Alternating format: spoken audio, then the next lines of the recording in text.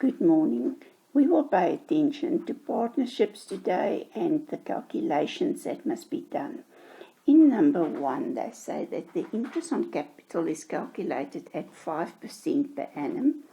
The partners decided on 1 March 2014, that was the first day of the financial year, that the capital contribution must correspond with the profit sharing ratio.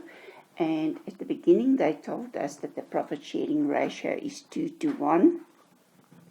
That means Van Smith must have double the amount that his partner Tony Land have. Now, if we look at the trial balance at the end of the year, the capital is 2:1.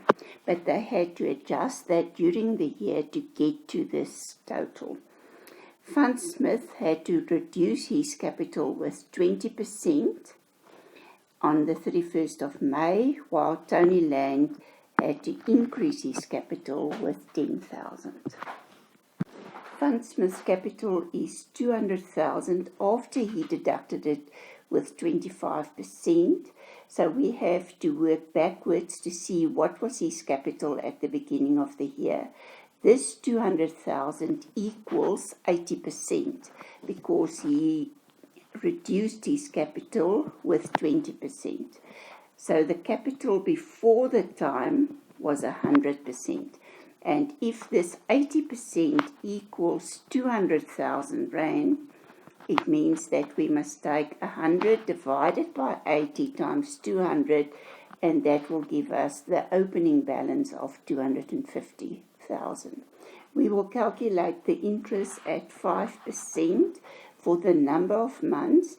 He reduced his capital on the 31st of May, so 250,000 was used for 3 months, and 9 months the capital of 200,000 was used. The other person increased his capital on the 31st of May, so that means for the first 3 months his capital was 90,000, and then for the last 9 months his capital was 100,000.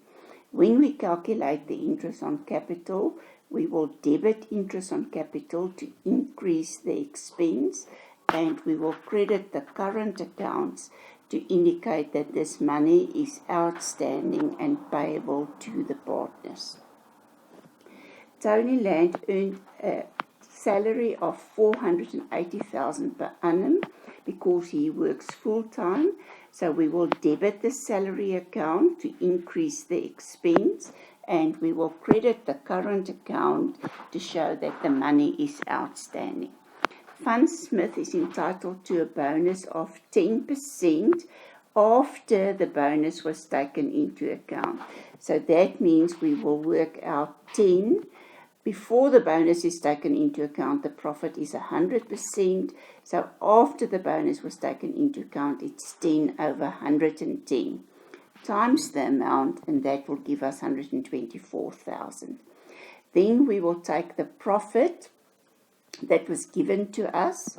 We will deduct all these amounts that's payable to the partners, so all the expenses, to calculate how much profit is left over, and that is the amount that will be distributed between the partners.